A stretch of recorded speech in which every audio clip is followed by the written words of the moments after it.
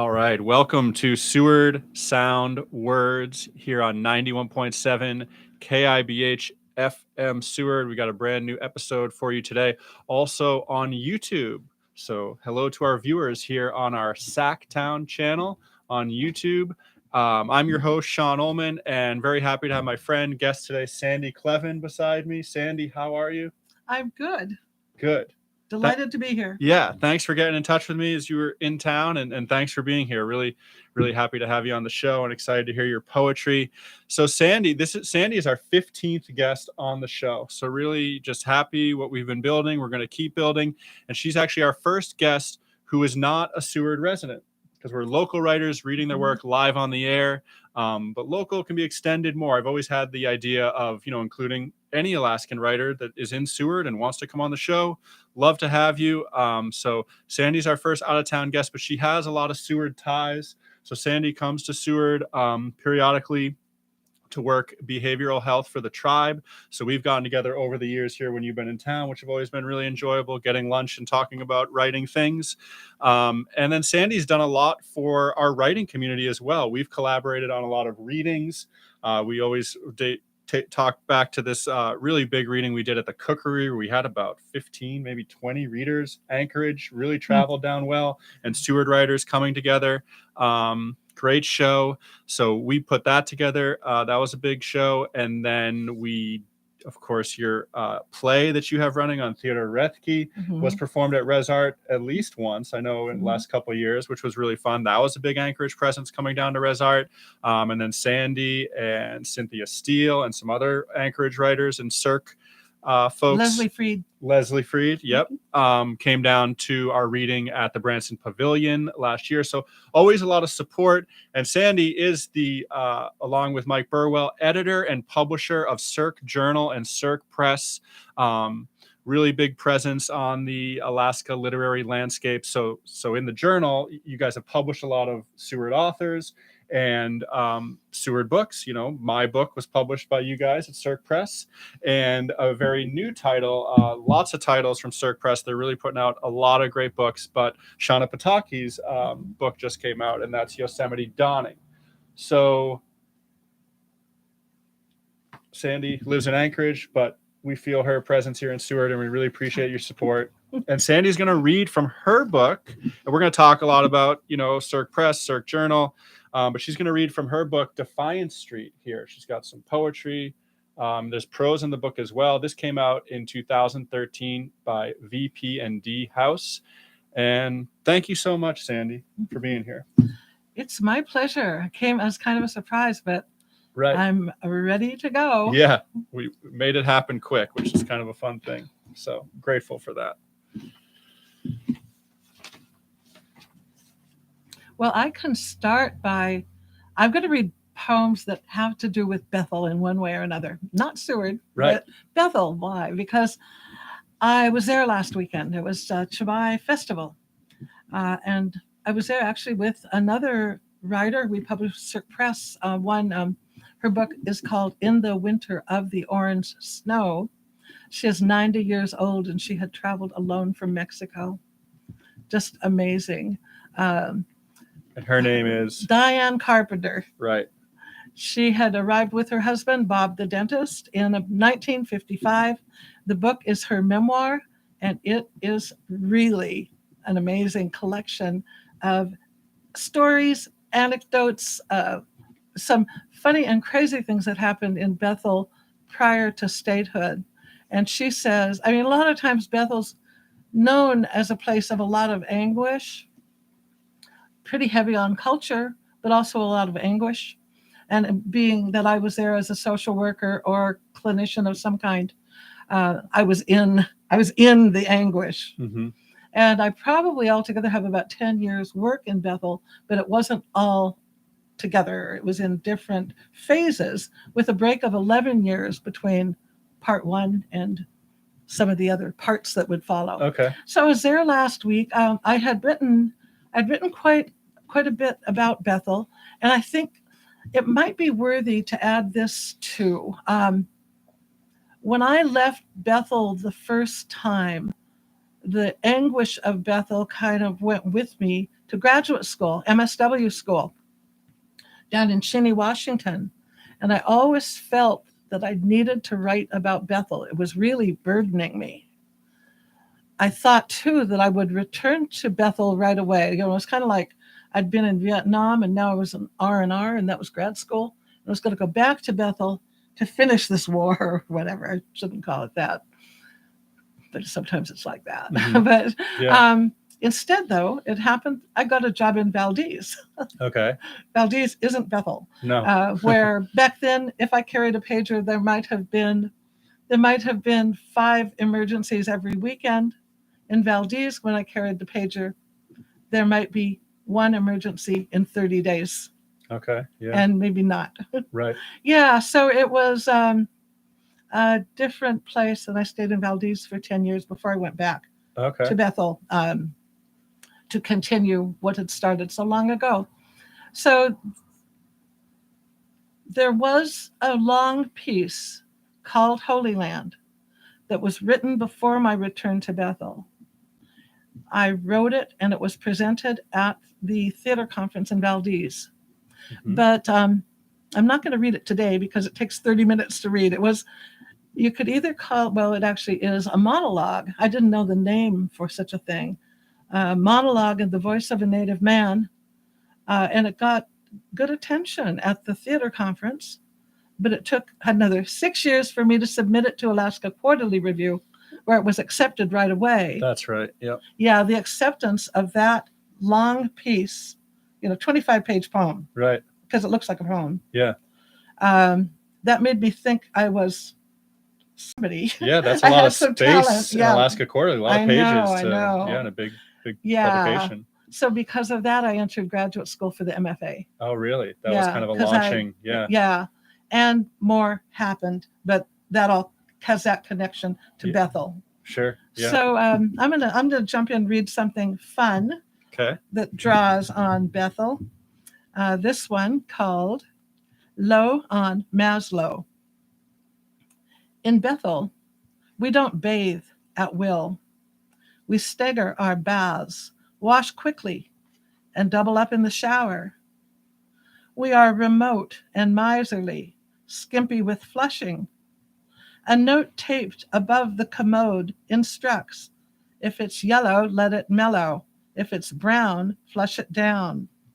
Queer intimates, our standing urine mixes and molders, new strains of algae, stench and stain. When the tank goes dry, the pump runs wild to burn out if we don't catch it. Our ear is attuned to the screams of that small motor, calmed by sudden silence. The neighbor who shares our tank is wasting water. We're sure of it, think it deliberate. We dream up schemes of retaliation and revenge, water wars on the frontier. Our ear is caressed by waterfall trickles. The water truck is here. Delivery, deliverance. We have lost the habit of flushing. Outside Alaska, we are thought uncouth and careless.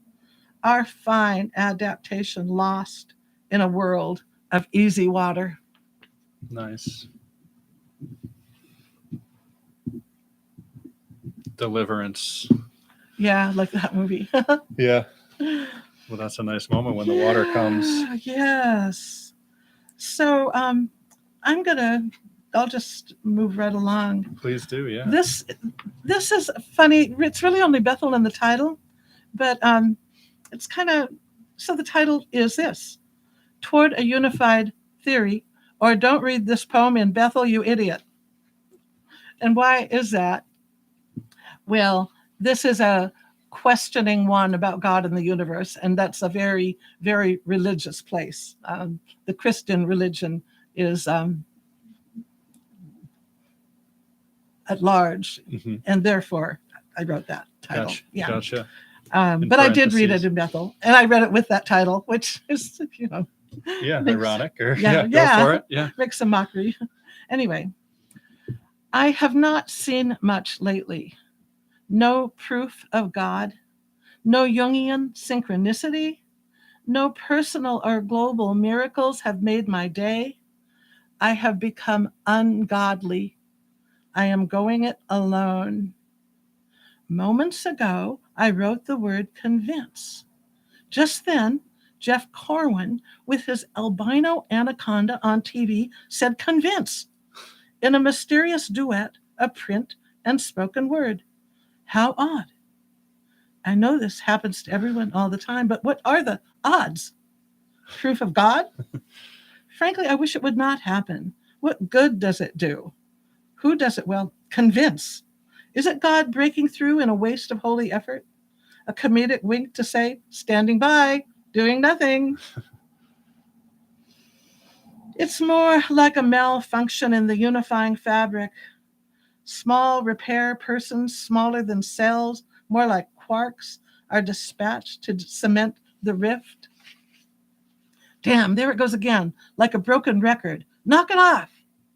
Once, on an Underwood portable, I typed, it's all done with mirrors. At that moment, the top 40 DJ said, it's all done with mirrors. Do you suppose it is? Word reflecting word. Once, desperate, I put out a fleece. Nothing happened. I felt foolish and a little lonely.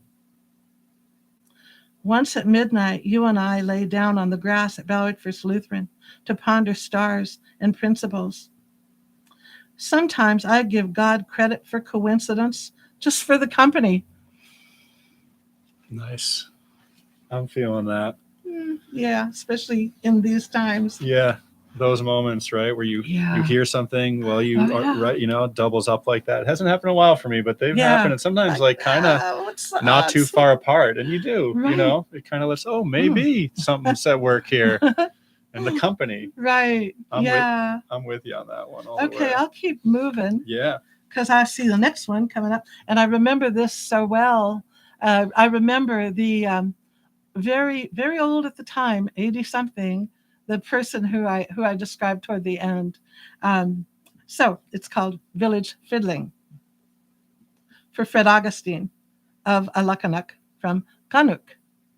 My name means snowflake.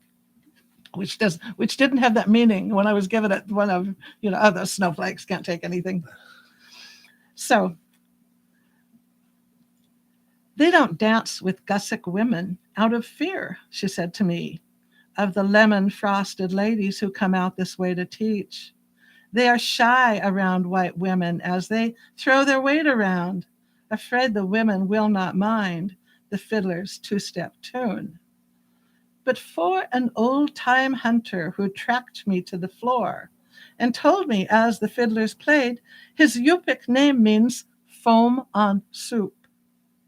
My Yupik name means snowflake. He smiled at that real hard. And when my boot disarmed his toe, obliged me, dear, with, that's okay. He took the lead, I followed, his hand low on my back, to guide me in the village dance the way they do it here. 1 step forward, 2 steps back. We circled round the sky. He smiles when he sees me now. His English name is Fred. Nice. This is Seward Soundwards here on 91.7 KIBH FM Seward. And on YouTube, if you're just tuning in, you can watch Sandy read on YouTube on our Sacktown channel. And thank you for listening. She's reading poems from her book, Defiance Street, that reflect back on her time spent in Bethel. I also want to take a moment here for commercial. I work for Chugachmute, and I come down to serve the Native people of the region. I am clinical director in my job that makes money back in Anchorage. So with that, I will move into a poem that came out of being in a village and being called to do an assessment, excuse me, which always includes mental status exam. So this is called A for Alaska. The capital of Alaska is A. I could see he wasn't kidding. He was trying to do well. It took me back to an innocent time, before the drinking, before the fight, before the trouble, before his arrest, before this mental status test to check his brain's capacity for psychosis or flights from reality, to finger his deficits, mark his lacks. When a village boy was taught to say that Alaska begins with capital A. So I said, yes, that's right.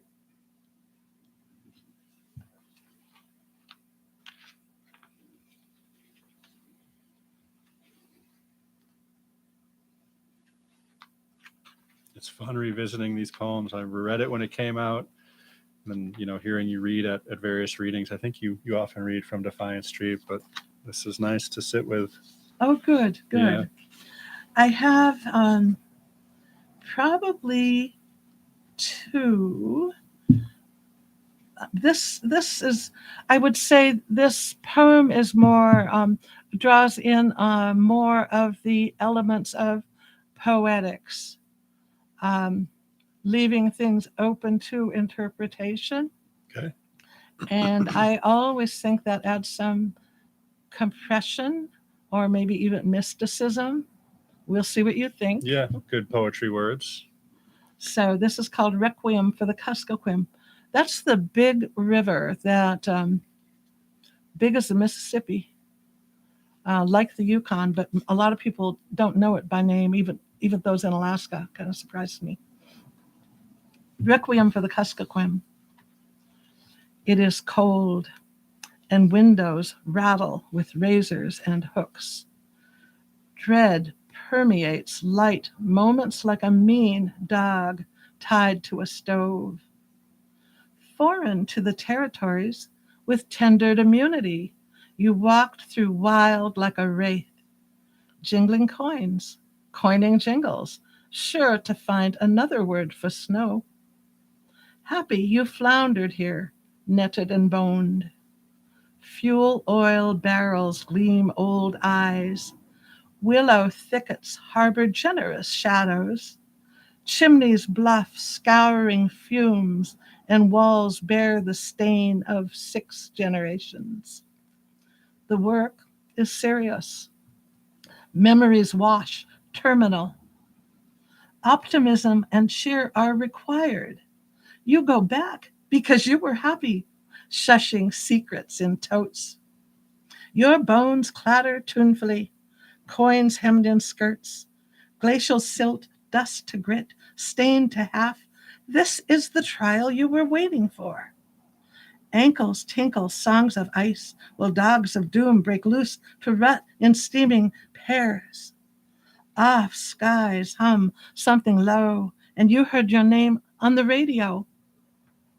Chant your everlasting, cheeks slick with oil, ears own judgment, scorn, shaking at the stove, naked from a dream, trapped by institutions of the terrible, justice begs, Father. This is the trial you were waiting for. Drag your once engravid body, bending brush to fire, sink in damp persuasion, hand it to the dark and darling drums. Nice. A lot of nice lines in that one. Thank you. Fuel oil barrels gleam old eyes. Ankles tinkle songs of ice while dogs of doom break loose. Well, you know what I like. Yeah. This is a funny line. I liked it when I read it. Yeah. It's floundering there. So I've got flounder, which has its own meaning, but it is also a fish. Right. So the next words in the line are netted and boned. Yeah. To bring up that second. Yeah, meaning. there's a lot of little puzzle, kind of puzzles. connections happening in here. Right, yeah.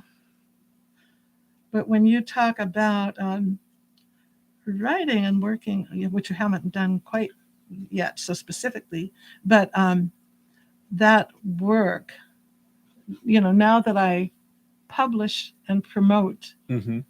the work of writing is not always the priority, writing think of it that poems. way. Yeah. Yeah. Right. But what I'm thinking about now is we've got all these books about Bethel. I want to write a joint review of all the books about Bethel to get them out there in the Bethel paper. That'd be great. Because I know we can sell the Bethel books in Bethel and perhaps in Seward.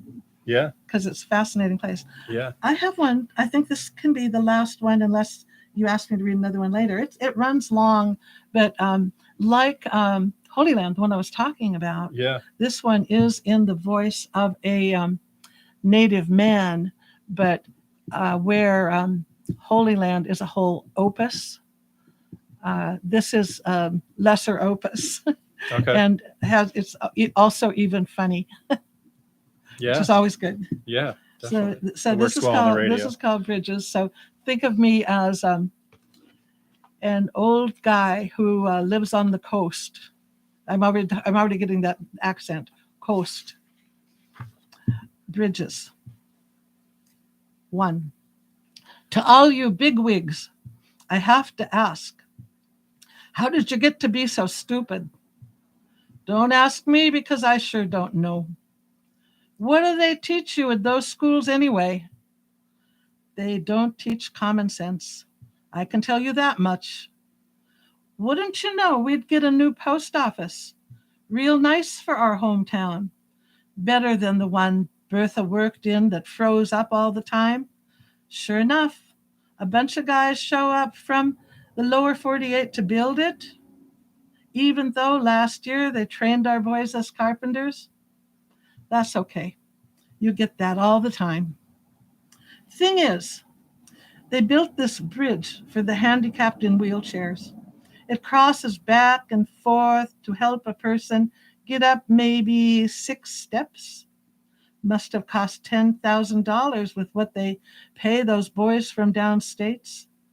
We got no handicapped in wheelchairs here.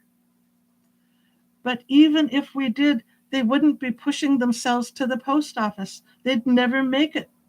This village is all mud in summer, and in winter, snow and ice. Somebody would get the mail to save them a bum trip like that. No roads in or out, just the air strip for small planes. We got no strangers showing up in wheelchairs wanting to mail a letter. Just officials who have big problems thinking straight, and they don't get no mail here. That ramp just sits there, except sometimes used by kids with skateboards, and that grate with teeth that break skin. And another one over there at the new Head Start building, 2 more at Traditional Council and City Office. 100 villages in Alaska, and each has 4, maybe 5 ramps for nobody. Big waste of money. 2. Well, we're on the subject, more or less. Then you've got your Bering Sea land bridge. You know, long time ago, same thing. Somebody's got a screw loose with that one. Where did they come up with that idea anyway? They must think we walk everywhere we go. We didn't need no land bridge to get here from Siberia. We got boats in summer, always did. We got sleds and dogs in winter when the Bering Sea is ice. How far do they think it is anyway? It's not that far. Hell, I got relatives over there on the Russian side right now. Do they think we trudge through the mud, dragging our stuff behind? On a good day, you can see all the way across that water. What is it? Maybe 58 miles. If you go by boat, why would you walk? If you can go by boat, why would you walk? Figure it out. Add to that the way we know ice, the way we read ice. Hell, water and ice never held us back. Not for a minute. Land bridge, phooey to that. I know what they did, them boys in Washington or in some college. They never came out here to take a look. I could have taken them out there to size it up. They looked at a map and made something up. That's what they did. Holy cow. Why didn't you ask us natives before you came up with all this garbage? Now everybody's got it wrong. Once you say something, they believe it and pass it on like fact. None of the young guys have the balls to say, ridiculous. Now, I'm not saying there was no land bridge way back when. Maybe there was, who knows? I'm saying it didn't help with traveling. It would be a hindrance. How could we climb over mud and rocks, cliffs and landslides? Besides that, all your greenery, willows, snares, and whatnot, bogs you can't cross without a lot of trouble. More likely your bridge slowed us down as we came over, went back so many times, pulling sleds, hunting, fishing, whaling from skin boat, dying out there sometimes. It's all home to us. It's our backyard and our graveyard too, I guess. Can you see how it was back then? Or is your mind already made up?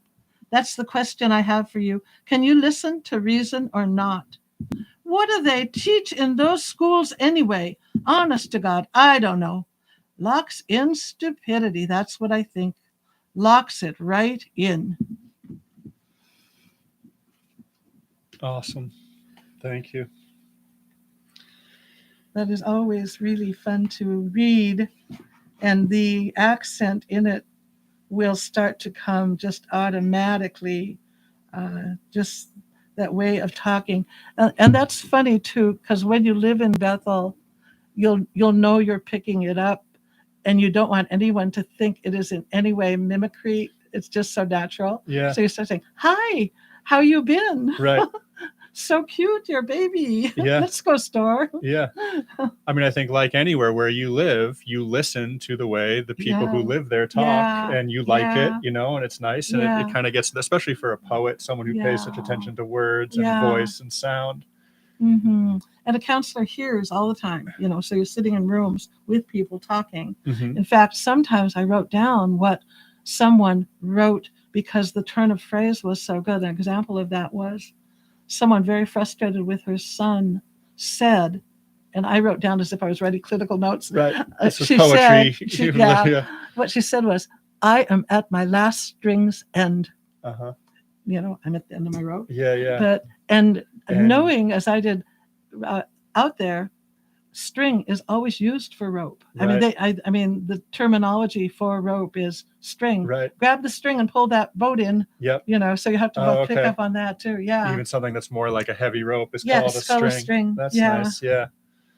Yeah. I mean, that's what writers do. That's, you listen, and that sometimes direct things you hear because there's authenticity to something you hear. Yeah. You can back it up. And I imagine, writing a piece like this in the voice of a native man, not a simple thing to do, something that you need to work with a while and spend time thinking about how you want to do it. Of course, respectful, but you heard so much. I mean, can you talk a little about that? Because Holy Land too, as well, because I think this comes off really well where you're making a lot of points that are very things native people would want out there, want to say, points you want to get across. I wrote down some notes like, it's all home to us. Yeah. Can you listen? Yeah. Why didn't you ask us natives before you came up with all this garbage? Like direct stuff, so like I heard it. Right. I heard it from its original source and I wrote it. Right. Eventually. Yeah. So it's almost it felt authentic. Yeah. I mean, in terms of not being a story thief. Yeah. This is a poem that you collected over time. And it's like, this one's ready. Bridges is ready, and it's going to do good to do that. And people understand that I'm using a native man's voice, because that's how it has to be. Yeah. I had a person in mind when I wrote it, but he didn't live on the coast. He lived in Antioch. Okay. And he was Billy Morgan, and I knew him, and he was very ill and in his house, but I had a chance to read it to him. Oh, yeah. Yeah. That's special. Yeah. Yeah. His wife is Clara Morgan, and there's a connection there with Cliff Bates, our other author. Yeah, right. And so we're all related. Bethel work too. Yeah.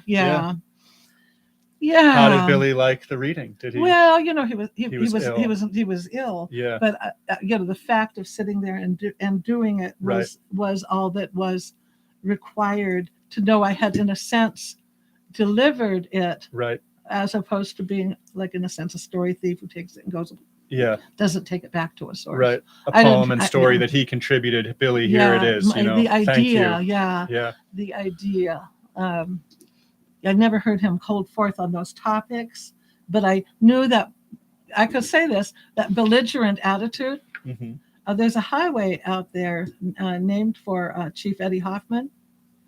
And Eddie Hoffman was known as being belligerent. I mean, really, with the big meetings, Mm-hmm. you know, just really, and for the benefit of the Native people. Right. So that's why they named the highway after him. To be heard. Yeah. You know, like there's a lack of communication coming through here. And this voice you're using is talking about that and, you know, pointing out in obvious ways, like, come on, listen to us, like ask us, like, we don't need these, like, because it's a, you know, a handicap ramp, like that's a nice thing. Oh, we're doing something good. But if there's no need, you know. And then, and even if the Fed said, oh, there could be a need someday. Right. Well, even so, you haven't got access to the ramp. Right.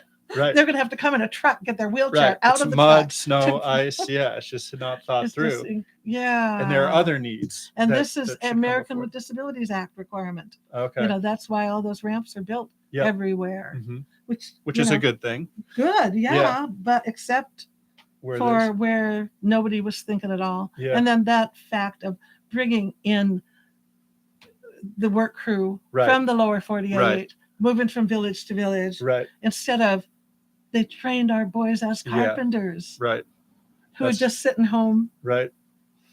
A lot of great points you're making. Fascinating stuff here with Sandy Kleven on Seward Soundwards here on 91.7 KIBH FM Seward and on YouTube on our @Sacktown channel. So I mean, Holy Land. Now I just really want to spend time with that big one. You'll have to email that to me and or pick it up from Alaska Quarterly. Because so is there a relationship between Bridges and Holy Land as far as when they were written, or? Well, I'd love to say a little bit more about Holy Land because I was not, in a sense, you could say, I was not yet in literary world, as you know, as evidenced by the fact that I start to go to a graduate school after that. But I'm in Valdez and I'm in a writing group, and the theater conference has a contest for Native themed play.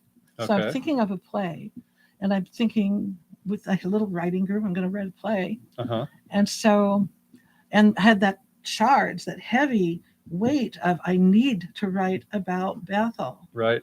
So I write that first line that is, I will take you to a place I used to be.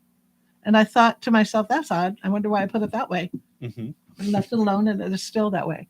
I'll take you to a place I used to be. I will take you for no reason.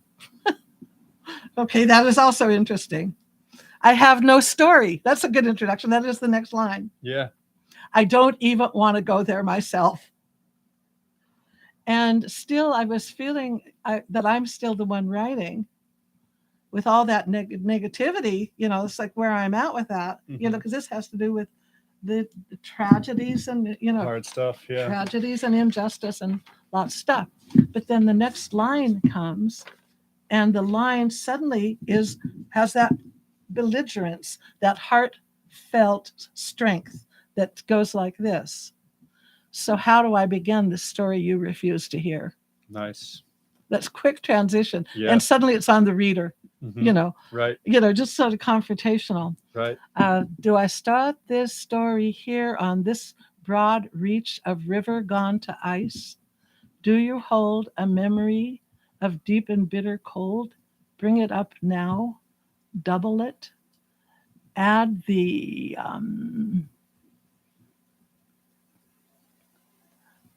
let me see. You got it. No, I'm going to get it. Well, round your face, try beaver fur. The long hairs, the guard hairs long and silky. The undercoat like goose down tickles in your nose when you breathe in.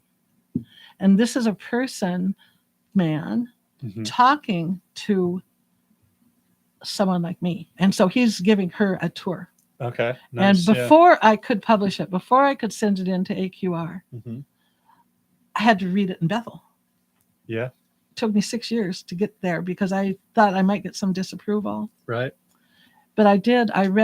In a sense, I read the worst parts because and by worst, I just mean the intense and sort of terrible parts.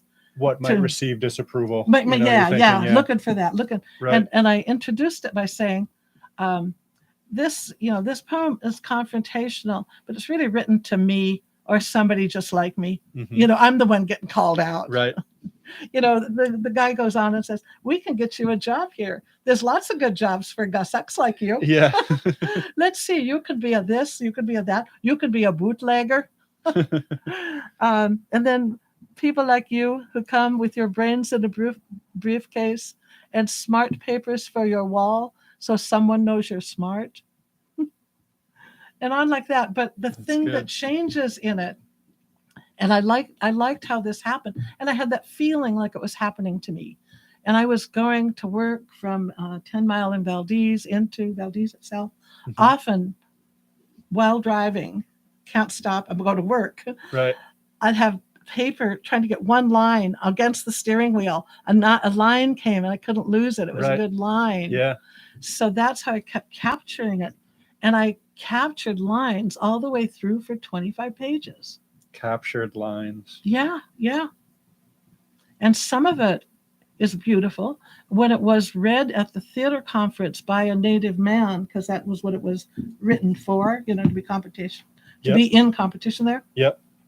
The reporter reviewing it, called it a waterfall of language. Nice. I like that. Yeah, that's good. That was good. We'll take that. Yeah. And then just to, he says, it's not that you come in that bothers us. It hurts us when you go. Oh. Off when you are swimming, off when you have your retirement and you're swimming in Mexico, we remember you. Mm-hmm. That's nice. Yes. That's really. Yes, and it's powerful that way. And our concern for you is real, and that turns the tables too. Because there's not all these Gus is concerned with. Right. But our concern for you is you will forget what I tell you today. I know that before I begin.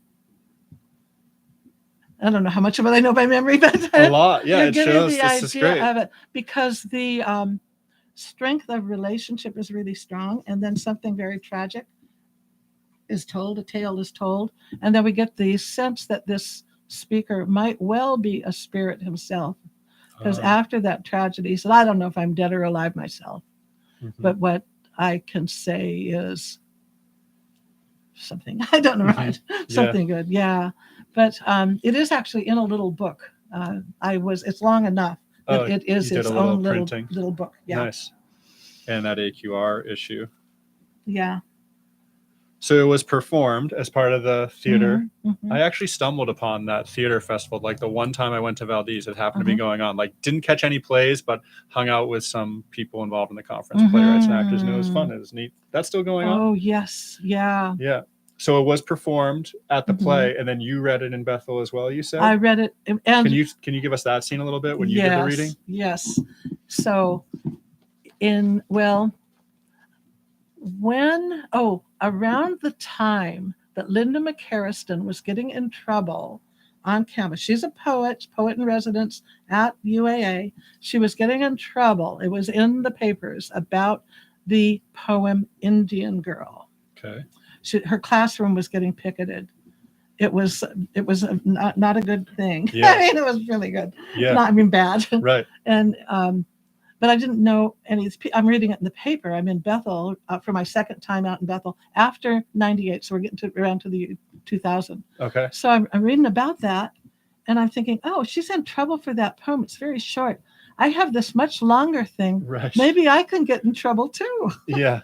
And it wasn't even in a computer anymore. I had to type it from printed papers. Enough time had passed. Uh-huh. So I'm out there typing away and remembering way back at the theater conference, which was in 98 or could be 97, but I think 98.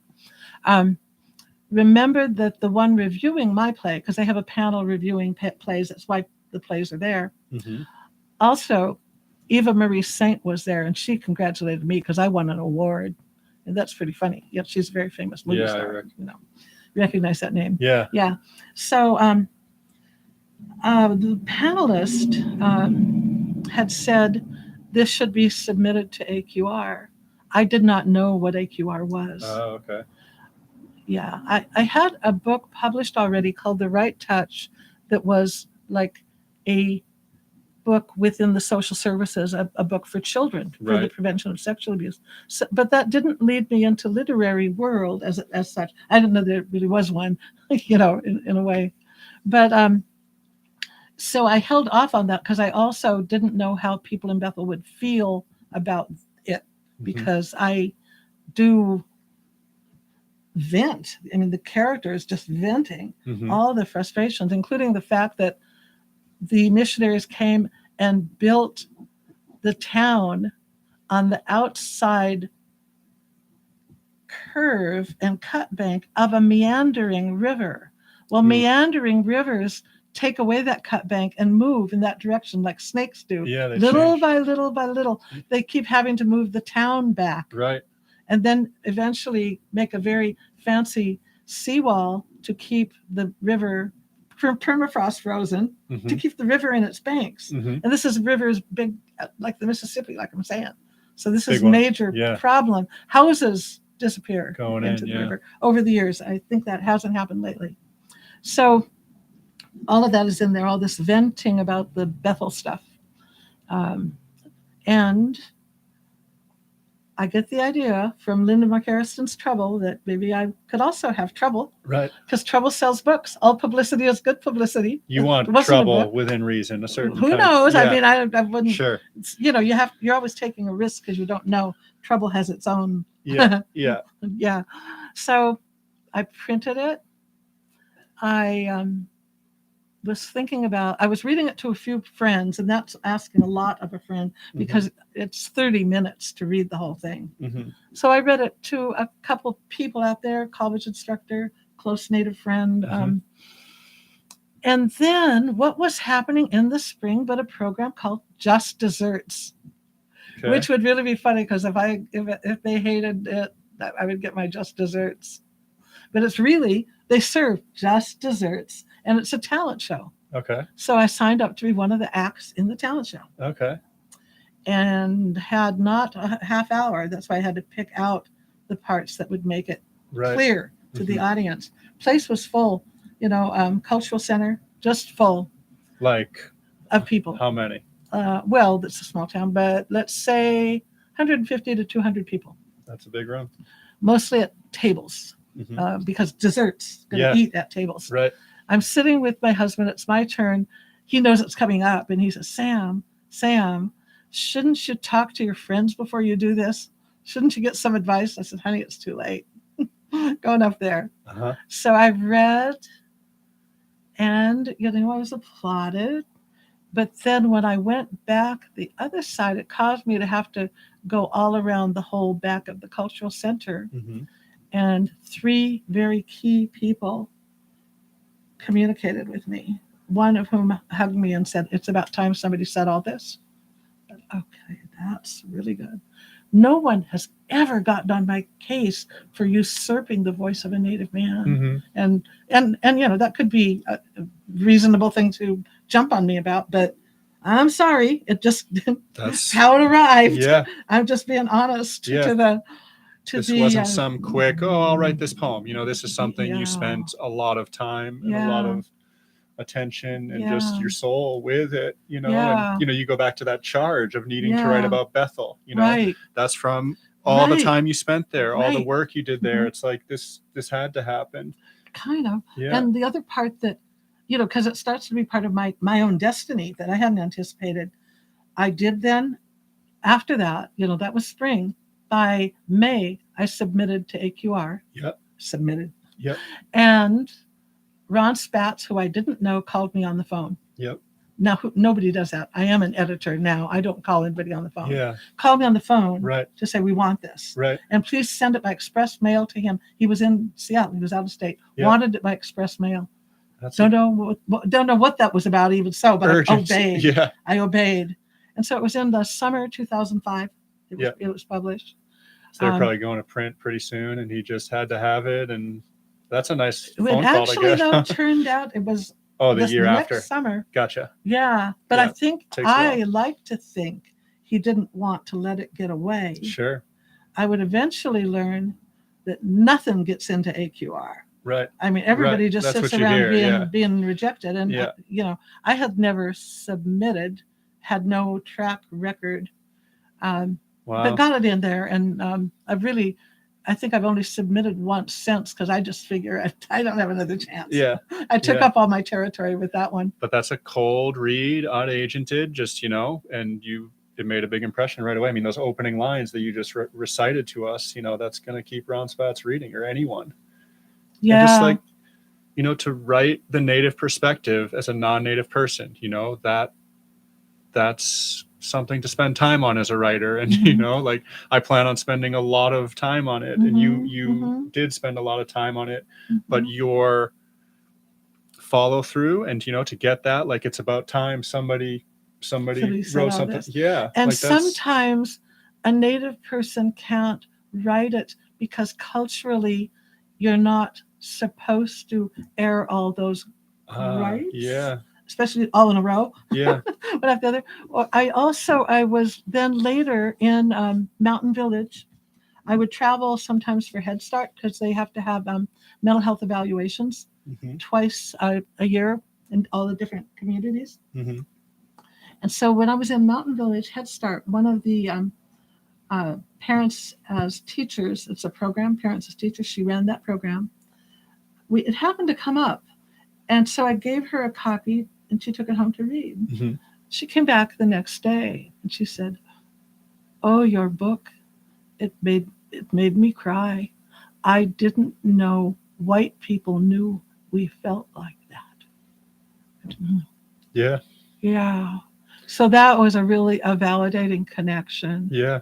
I mean, your bravery or just needing to put it out there. You don't know if you don't put it out there, and you could, there could be a little mistake, but you knew it was coming from the right place, of listening. It really sounds like, and, spending time with people and getting their story and getting these lines that you were writing down as you drove, was from all that you experienced, and the end of it becomes way more clearly. She is the one, the target, the one receiving. Right. She is the one who is being, I don't want to say saved, reformed. She's the one. We think we go out there as helpers. Right. We are the ones who are transformed. Right. If we are open to that level of experience. Right. And so Holy Land ends with that. You and I will meet again. It's kind of like, you will know me by this and that and the other. I wish I could remember those lines really well, because the closing of it has a resounding closure that makes it very clear that the transformation that needs to happen is the work she needs to do, without preachiness at all. It's all really experiential. And I'm surprised I wrote something so good. Right. I'm real surprised. Yeah. I didn't have any other example of anything. I didn't know the term dramatic monologue until quite a bit later. Which it really was. Since because it was for the stage. Yeah, so that it just some pieces came together, and you were just really touched with this light. And just I called it a poem. 25 because it's written like a waterfall. Yeah, of language. Yeah. I mean, that line, I think it's in the poem where you said it about, it's not, we don't we don't mind that you come in, it's that you leave. That's a really, because villages, people stay, and you don't have to say goodbye to people. They're always there, they're always with you. And so these people who come in and maybe do good work and do come in respectfully and listen and form relationships with villagers, they go. And that's something eventually, like you spent a lot of time in Bethel, but that's kind of making me see things differently. In a way too, I still go back just recently. I still go back, and it was cold. Yeah. And it was so cold that going from the terminal to the plane, of course there's no jetway, and the stairs were on the far side of the plane, but still it's parked there at the terminal for boarding. It's a jet. And between that brief walk, and I wasn't prepared, my jacket was on, but I didn't have I wasn't all bundled up. I'm just going to the plane. Right. By the time I'm approaching the plane, I've got a cold headache. Yeah. And I have to put down my backpack on the wet, grimy tarmac, get my hood up as best I could, pick that up, defend, just to not be in pain. Sure. Yeah. And I took video at the same time too. It was that bad. Right. This is really bad. Because I wanted to be able to demonstrate this is really hard. Yeah. Really fascinating stuff. Thanks for sharing all of that. And the Holy Land lines by memory were great. Sandy Kleven, folks, here on Seward Soundwards, 91.7 KIBH FM Seward, and on YouTube on our @Sacktown channel. So we've talked a lot about your writing, which was really what I wanted to do, because you, I think of as a writer and a poet for sure, but also very much so as a editor and publisher. And I do want to say, I meant to say this at the top of the show, that, Sandy, you've been a big influence in me with the mentality of being a writing community and building that community. Always when we get together, when where there's people, these minds, you always emphasize, we need to read each other's work, buy each other's books, and talk to each other, exchange ideas, writing groups. Right. I mean, Poetry Parlay is a regular gathering that you're a part of at the Writer's Block, which is just, writers should be together and help each other out. And that definitely influenced me. I think I had those kind of leanings as a writer in person, but then to hear you, who had published my work with Cirque Journal and then on to Seward Soundboard, was like, that kind of reaffirm what I've been thinking. Like, the writer's work is not just the writing. You're gonna do that. You're gonna write Holy Land. Like you got, you had that magic poem, and you're gonna write it. And I'm gonna write my books. But there's, that takes as much time, or when you can write on it, right? When you need to. But then there's other writing work and a writing life to have that involves a community of people, other people, that is just our calling, I think, so I want to say thank you for that. I think that's such a great, I think Rethke, right? Yes, kind of Rethke. Really. Well, let me add more to that. Yeah. Because, I even writing Holy Land, I was in a writer's group. Right. But more than that, when I was in graduate school, I started reading the bios and collected letters of the poets. And they're all appearing in each other's bios. And I'm realizing they are helping each other. Yeah. They are connecting each other with editors, with readings, with they're staying at each other's houses when they travel. Yeah. And they are reaching a level of excellence they wouldn't have reached without that inner whatever connection. Yeah. Maxine Kuhlman and Anne Sexton, they had an open line between each other all day long. Open phone line back in the days, where phones were like that. Yeah. They had cords. Right. Yeah. And many others. I mean, Rethke's students. That leads to the Rethke play, but at least 5 famous poets were Rethke's students at one time. And he died in 1963. And that legacy is still continued. And I talk it up too, because like last year, we're not talking about too much about Cirque the Journal. The new issue that I have with me is number 25. Wow. The last story in it is the summer of Cirque soirees. Yeah. Because we went around Washington and Oregon and had these day events with reading where we're just building and reinforcing the community. So we literally know people. Right. Like there are very few that are strangers. Right. And it's always open. Yeah. Not cultish or cliquish or like we're this anything, Right. But because we always want new people to submit to CERC, for instance, and yeah. That's part of it. But this is a constant effort, though maybe not always preached on as much as I did originally. But when I realized that in graduate school, I started saying things like, we all rise on the same tide. Yeah, I've heard you say that. Yeah. Yeah. And what you succeed at now, with this wonderful program. Yeah. Maybe I will sell books, Defiant Street. That's Poems right. and Other Writing. By Or certainly, encourage some submissions to CERC Journal. Yeah. We will have an in-person launch at the Writer's Block of Shauna Pataki's book, Cliff Bates' book, and Carrie Feldman and Tammy Phelps, who did an art book together. Her art is cold wax. Embedded in the cold wax are antique vintage baby dresses. It's a very poignant show, but cool. Also really edgy. And it opens this coming Friday night. When's the Writer's Block launch? Don't have it yet. Gotcha. I'm going to be talking with Shauna on Wednesday, and we'll get that narrowed down. Like even that, CERC does a lot of that. An event is shared. It's not just one author or poet featured. Usually it's several. Like when I did my Zoom launch event, it was with Sandra Wassley, who has Seward ties as well, very much so. And so that was really neat. Like we shared in that, and now we have that going forward. When CERC gets together, Sandy and I always talk a little more, because we I'd met her at your house as well at one of these soirees. Yeah. Like you meet these people and you share in the celebration with them. Yeah. And that's something you carry forward and have, it's, you feel it. Well, I'm thinking too, sometimes, like I get people's desire to have the agent in New York City and to have it picked up in a big advance and all that good stuff. Yeah, that sounds fun. But the life that goes along with that is not like life in community. Right. It's like lonely. Right. Because you won't, if you're traveling, if they do a book tour, they're not going with you. No, yeah. Right. So you're going from bookstore to bookstore, hoping people show. Yeah.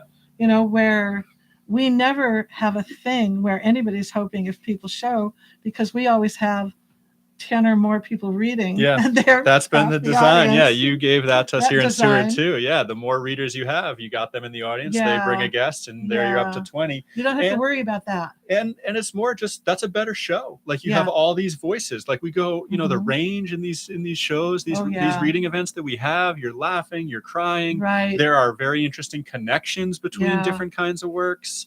It's just it's an art. The reading event is a work of art. It is. And with the ones I have been here for, especially the ones where, like out by the water, it was cold and listening was harder. Yeah. But the ones that were either at Res Art or at Cookery. Yeah. So many of them. You have some very humorous writers. You have humor writers. Right. Yeah. And I love that. Yeah. And then your book you did with the seniors, the Seward Unleashed, which is such a great title. You do love that title. So Volume 3 is here. It just came out. We're doing an official launch release next Wednesday, April 12th at the Senior Center. But edition came out great. A lot of great local writers in it. Shauna, Christy Everett, Dan Walker. Yeah. So those are going to keep going. Those are nice. Yeah, and the title's just so funny, you know, because it's so tongue-in-cheek. Yeah. But not, right. Letting it rip. Unleashed. No holding back. Yeah, that's really funny and good. Yeah. Putting out books. I mean, that's what CERC Press is doing. I just, CERC, a lot of presses put out 1 or 2 books a year. Putting out a book is a lot of work. Yeah. But with your model and you and Mike, the effort and just like the importance of, hey, we got to get these out, like it's in place, and you're putting out lots of books. We're up to, I want to say, like 20 some books. More than that. Right. Let me tell you about a problem we had and how it was solved. Okay. Because it's a funny problem with such obvious solution. Mike says, we're just being held up by designers. Yeah. We're held up. Right. We got books waiting to go to designers, and we just have to wait. We've got each of our designers working on a book. Yeah. I said, Mike, I wonder if our designers could work on more than one book at a time. Yeah. He said, So I checked in with Signe, who does Cirque. Mhm. Yes, she says, yes.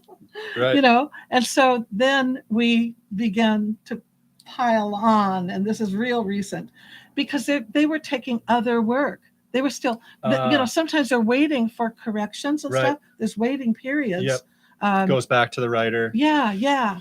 So there's plenty, In the and I don't meantime. know their maximum, but Yeah. we pretty much doubled out, like what we might be able to produce By just giving designer more work. Yeah. And we added a designer who we haven't worked with yet, which will now make 5 designers that we work with. And I think one of the best things that happens with the writers is they get to meet with the designer and tell them their vision for the book. I enjoyed that a Shape lot. the book. For You sure. brought in that beautiful, all that art Yeah. that you brought in Yeah. to Seward Soundboard. Yeah. And the map, I'm still want to talk to her about. I think that map should be a publication. Yeah, Under. She's like back a in little art town. print. Liza McElroy is back living in Seward, so Because it could be used as a guide for people. for sure. Could at least Yeah. be a postcard. Yeah, that working with the designer was awesome. Getting those emails, it was just, all right, this person is in it. They got my back. We're talking back and close, like really little details. Like, it just made me feel, all right, this is in the right hands and still in my hands. That's something you get with the Cirque model, the writer, the type you want, the cover, how you want to do it. That was important to me. And I have published 2 books with publishers who weren't me. And when they had the manuscript, I had no say or knowledge until the book was in my hand. Right. They made all those decisions. And I think that's how it goes. I think it's how it goes. Typically. Yeah. And so we knew we could make it different because it's easy to do now that we have a Zoom, especially. Yeah. Pre-Zoom, that wouldn't have worked. Right. That's kind of funny, isn't it? Yeah. Zoom has advantages. Yeah, I wonder how many we did that were pre-Zoom. So like with Cirque Press putting out, it's what, 6-7 books a year, right? A lot of books. Like how do you guys do it? Like, is it the urgency? Are the books coming in like in such good shape? Well, You've kind of have several in play at once. Like what is, because why can't other presses do this? It's a good thing. I read these books. They're none of them are like, oh, this shouldn't be out. This is, amateur. No, these are books that deserve the light of day and have audiences and have found them and are quality reads. Yeah, there are 2 reasons for that. And the one is we're not asking the public to submit manuscripts. Right. We're asking them to get to know us by submitting to Cirque. Right. And that was the impetus for books to begin with, because I realized all these fine poets have poems sprinkled all over the landscape of literary journals. Yeah. And their heirs are not going to know about all this collected work. Right. And so that was where's their book? They're published widely. I see a book here in these published poems, but it's not in print yet. Or even to say, Grandma's poems are gone. Right. Or even if they're only on paper, you're not going to value them as much. Right. So that was a first thing with Karen Shannon's work that I heard at Poetry Parlay and said, do you have enough of this for a book? Yeah, the original, the first book, Karen. So the question of how is it happening now? Word is now out. We've been doing this since the first book came out in 2018, 5 years. Okay. Cirque 5 years before that, or maybe 7, maybe 12 or 13 years for Cirque, the press, the journal. Right. I mean, the journal, not the press. Yeah, that goes. What year is the original issue of Cirque Journal published? I think 2008. 8. Yep. I always stumble on that, but that's when I moved to Alaska and we did that event. Yep. Okay. So what's happening now is we've got books in the pipeline that we're anxious to publish. Right. But we almost always accept what comes in because we already know the people. Right. They are already writers. Yep. And if we don't know them, if it was somebody who didn't know us, get to know us. Right. Come to our events. Yep. Talk to us. It's just so open. Submit to the journal, publish in the journal, because that is the way it works. In order to submit a book manuscript to Cirque Press, you have to have been published in the Cirque Journal. Yeah, get sort of a track record. Yep. So that model, and we don't get thousands. We're not like AQR, who who doesn't publish that many writers from Alaska. Yeah. Right. In fact, we only publish writers in the North Pacific Rim area, which is, to us, we make it up. Right. Our North Pacific Rim is Oregon, Washington, Idaho, Montana, right. British Columbia, Yukon, Alaska, Hawaii, right. and the Russian Far East. Right. We haven't gotten too much from the Russian Far East.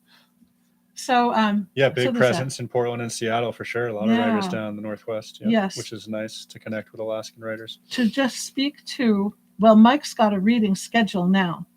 Mike makes the decision. The decision is almost always yes, but we do not know until it's read. Mm-hmm.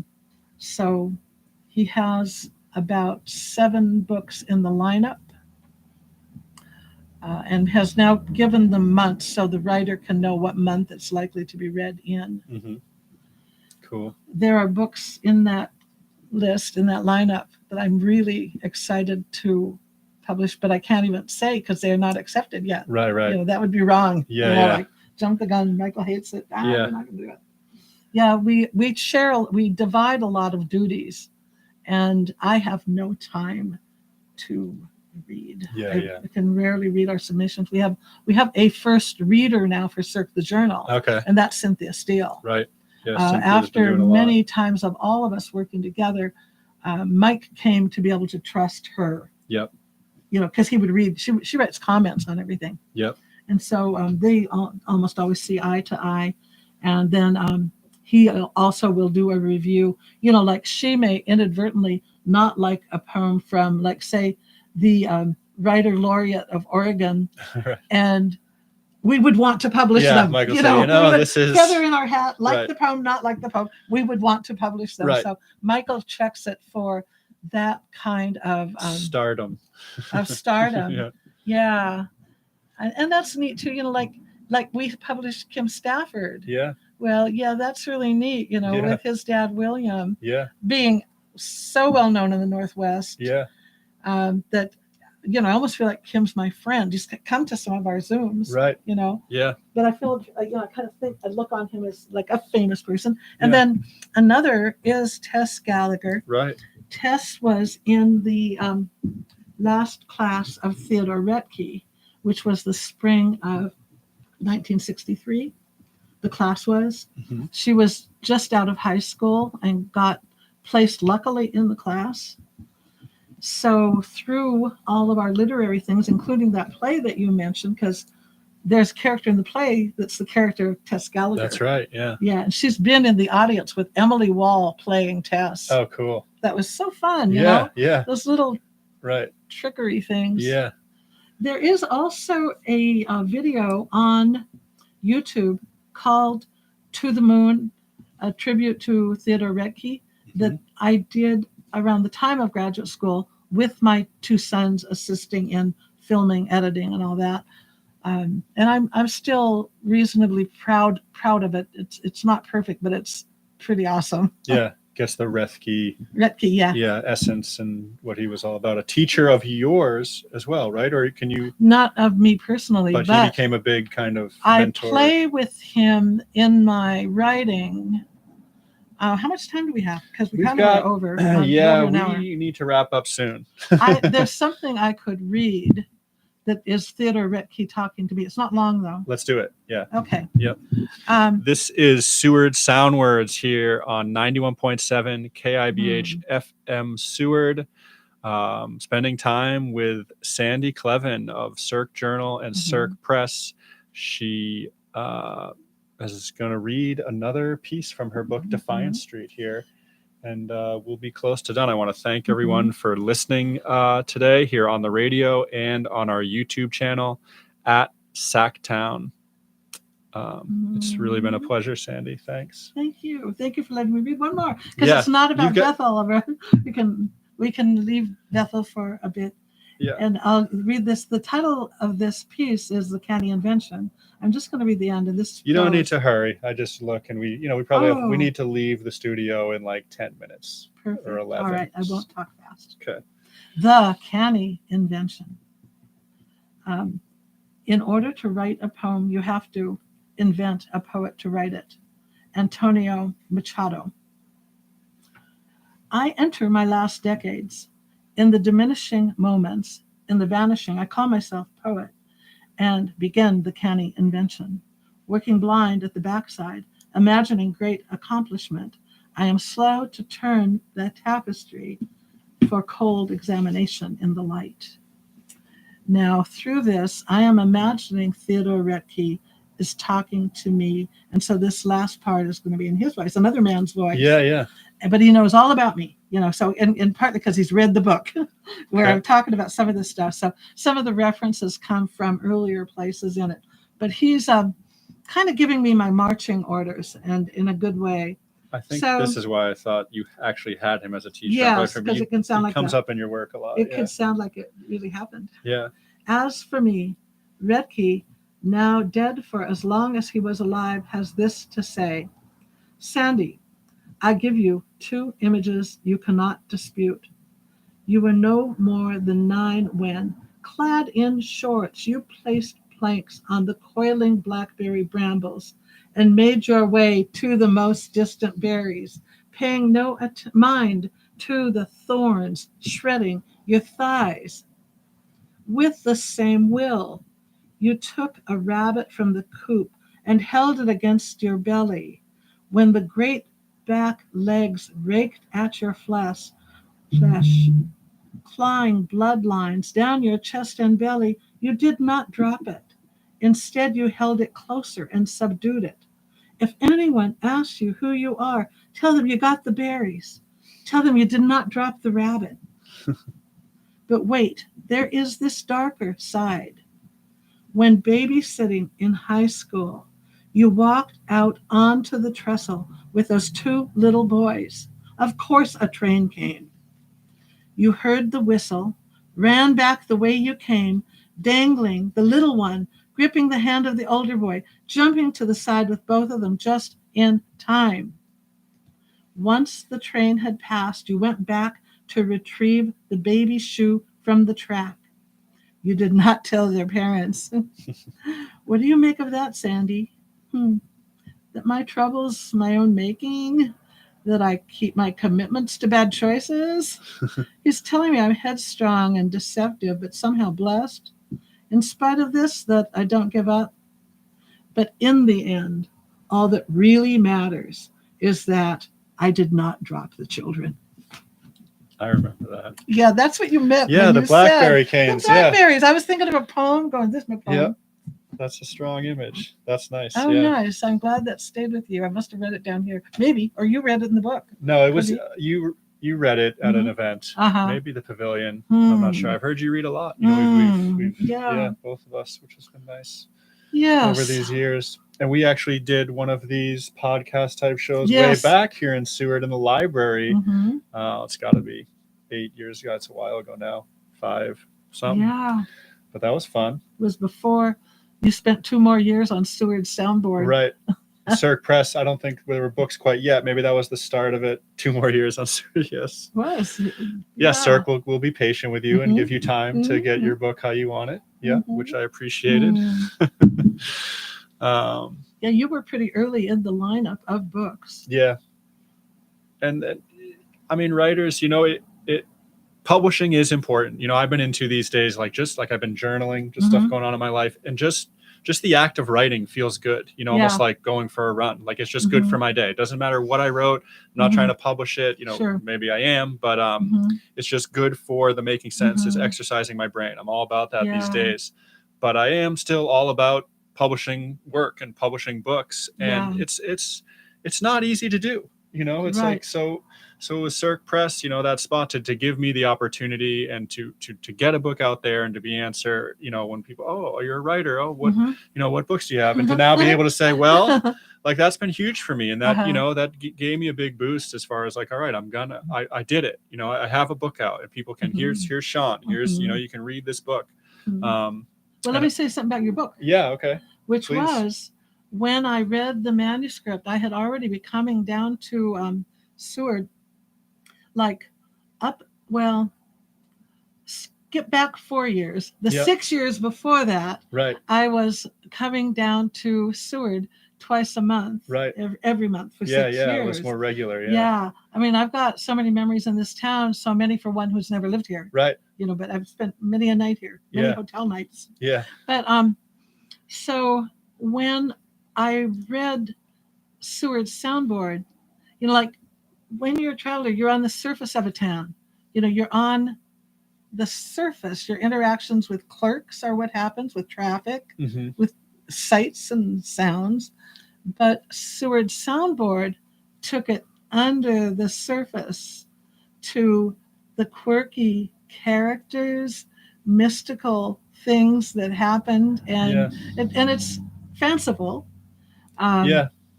and yet grounded in the real thing. What anybody would do without even having to present it as, and then this. It was just, well, of course, out on the halibut thingy, or out on the glacier tour thing coming in, or I can't remember literally which. Right. But it had just about every place in it. Yeah, tried Just to get about to everywhere. every Yeah. single store and location. Yep. Exit Glacier, no doubt. Yep. And because of that, it was good. But then there were people there with, desires and failings and other things that you pick up on maybe just a little bit of what's happening then in that particular scene. Yeah. So that in fact, I wrote that up, and you said make it a blurb. I said your publisher can't make it a blurb. Right. Yeah. Yeah, But that's he's what I was affecting- going for. That whimsy and fanciful, Seward. There are these moments where it's like, boy, you couldn't make this up, So I just kind of, turned up the volume on those things a little more, and really turned up the volume on like everyone is an artist, which I always say about Seward, which is, I think, a lot, true. There's all kinds of art, and so that these things I just kind of, with Seward, things are amplified in Seward, with the winter, especially toward the summer, you become more. So, well, look at this, what we're doing right now. They may not know, but we're in about a 16 by 10 it doesn't cabin, look that big on camera. very little cabin with, it's just very rough, and that's very cool, and it feels very perfect. Right, exactly. Yeah, with its rope lights. Yeah, just what you need. Everybody needs rope lights. And good sound, which is all you need for the radio.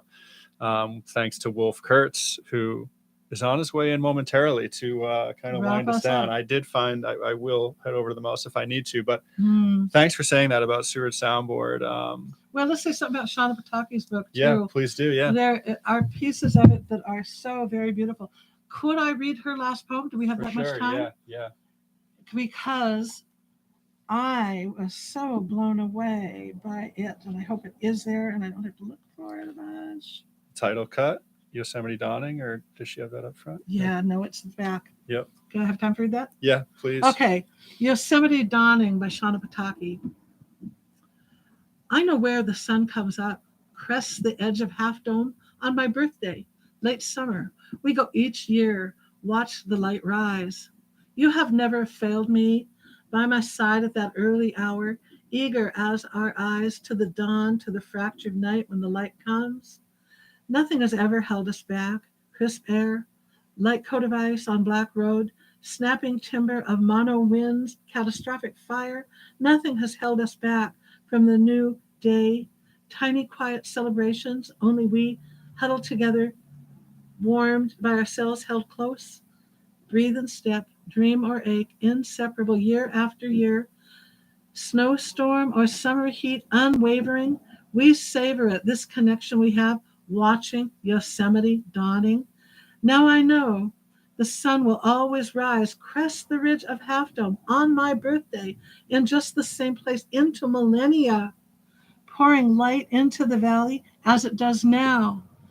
Even with you gone, my old good dog. Someday my birthday will be ink alongside my death, and all that will matter is that the light still comes. And I hope, it's going to make me cry, someone is there to watch Yosemite dawning. Shauna Pataki. Yeah. Powerful stuff. Nothing has held us back. Pouring light anything else you want to say to our Seward audience or larger audience here today, I'll head over. I think we covered a lot of great stuff. We did. It's so fun to talk about all of this, and Yeah. even to see the linkages as I talk between my work as a clinician, social worker, helper in Alaska, and the poetry, which, sometimes is literally like helping poet, about that kind of thing. Yeah. But also sometimes free to go into the other realms. Well, serving or not serving, it doesn't always have to serve. Mm-hmm. You don't have, maybe Bob Dylan says you have to serve somebody. Yeah. But there we are, and it's great to wed those two realms as I read and recognize, in a sense, how much my career, but it doesn't take away from my artistry. Yeah. Right? I don't think that. Right. No, it's a good kind of combination of both, I think. And because I sometimes would think, social workers are boring. Like I don't want that identity. Yeah. I want the one. I want this one. The one in there. You got the it. edgy one. Right. Like my husband would say, Sam, you're such a good woman. And I go, not that good. Right. Bad enough to be interesting. Yeah, you want to cause some trouble. Yeah. Well, this has been another episode of Seward Soundwards here in Seward on 91.7 KIBH FM Seward and on YouTube on our @Sacktown channel. Thank you so much for listening. Subscribe, pass it on, and we will see you again soon. I want to thank Sandy Kleven one more time for getting in touch and really putting this together and sharing some really heartfelt words and important words. Really great talking to you always. Yeah. And we'll talk a little more here after the show. Thanks. Yeah.